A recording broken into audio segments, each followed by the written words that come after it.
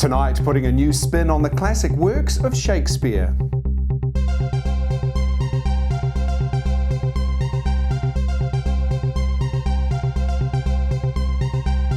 Hi and welcome to Gay Talk tonight. I'm Andrew Whiteside. My guest is Ben Henson. He's a theatre director who's challenging classic notions of how to produce a work by William Shakespeare.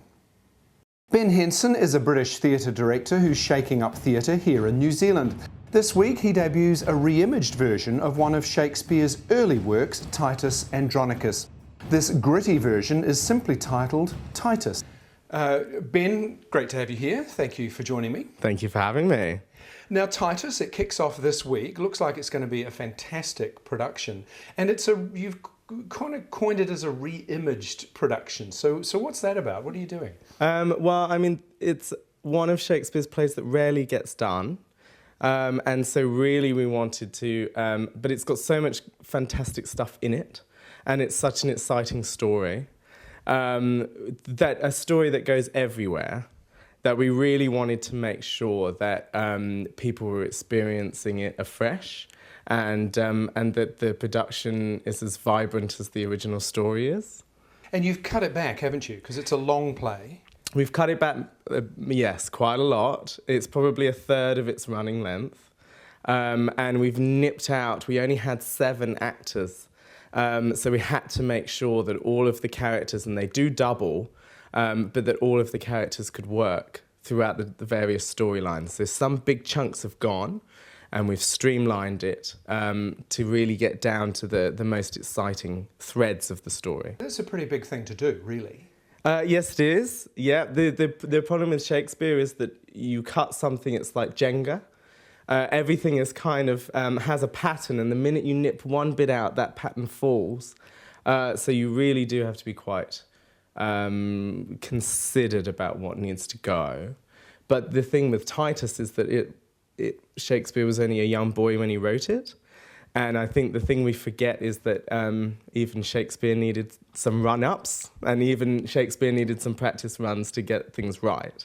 So this story really has everything that he could think of is in one piece. So it was quite easy to take some chunks out and still have it make sense. What is it you really like about the play? What drew you to it? I think there's a lot of brutality which always warrants exploration, looking at how such terrible things happen and why, because we never seem to learn from it. It's also incredibly entertaining. The farcical elements that Shakespeare has managed to put in there, we really send up. And the gruesome detail of it is really juicy and really delicious. And by the time they're eating a pie filled with human flesh, it's really exciting project to do. I was going to say that, I mean, it sounds very gritty, but the trailer I've seen for it is very gritty as well. So, yes. So the actual staging of it, you've gone quite, almost raw, I guess, in a way. It is really raw. We've kind of, there's loads of stuff in it. I threw the boys into a playground with the design of the set. And they're kind of scavengers. They'll pick up anything that they find in order to tell the story.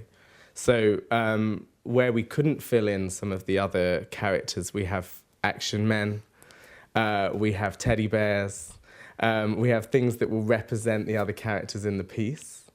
And that really helps to turn the screw on that idea that the revenge plot is a childish thing to do. And so for them using scraps and toys, that really drove that point home. I'm looking forward to it actually, because we studied Shakespeare in high school, and I've always found it very dry. I found the language really, I always felt like I should like Shakespeare. Yes. We're brought up to believe it's the epitome of theatre and culture, but it's a hard road. And so I'm actually quite excited to see how you've turned it on its head and changed the concept from being quite dry to something that's quite fun almost and adventurous. And it is adventurous and it is fun. And really that kind of myth that we should like Shakespeare regardless of how it's done, I find really kind of irresponsible and very dull. And that we really, really wanted to get things down to the nitty-gritty. The boys are so vibrant with their delivery of the text. I'm not saying that you forget that it's Shakespeare, because they're still delivering some very beautiful poetry. But I think the show really proves that you do not have to have a dull Shakespeare experience at all. I was curious to know your thoughts. You know, there's a lot of conspiracy theories now about that Shakespeare didn't write these plays, or various others, you know, Francis Bacon or some lord, whoever, wrote them. What do you think about that? I mean, I think it's entirely possible. I think he was also fantastic at robbing the great things that he wanted to use, and he actually showed them up and made them a million times better than they were.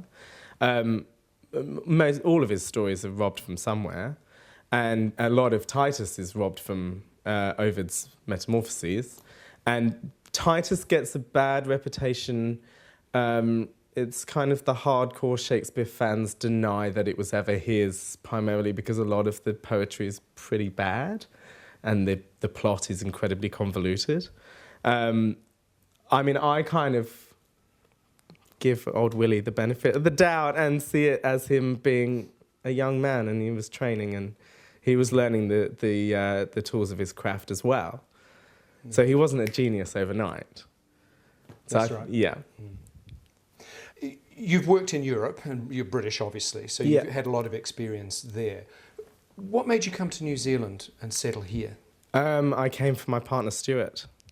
So Stuart was studying in London while I was working in a regional theatre in Surrey, but I was living in South London at the time.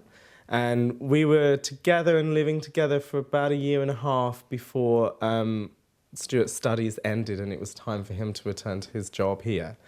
And I just took the leap, and I've never regretted it. I've had a fantastic time here. I've been here now for nearly 3 years, and have just acquired my residency. Yeah, and we've been living in our flat in High Street for 3 years, and I'm very happy. And from August, of course, you'll be able to get married. Is that a potential? That could be on the cards. Who knows? Who knows? No, I just wonder if you have any thoughts on what it takes to have a happy, fulfilled, successful kind of life.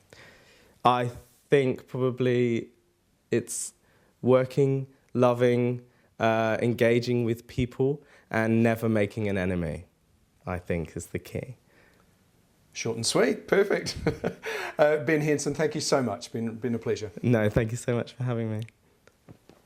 That's Gay Talk tonight for another week. Thank you for watching. I'll see you again very soon.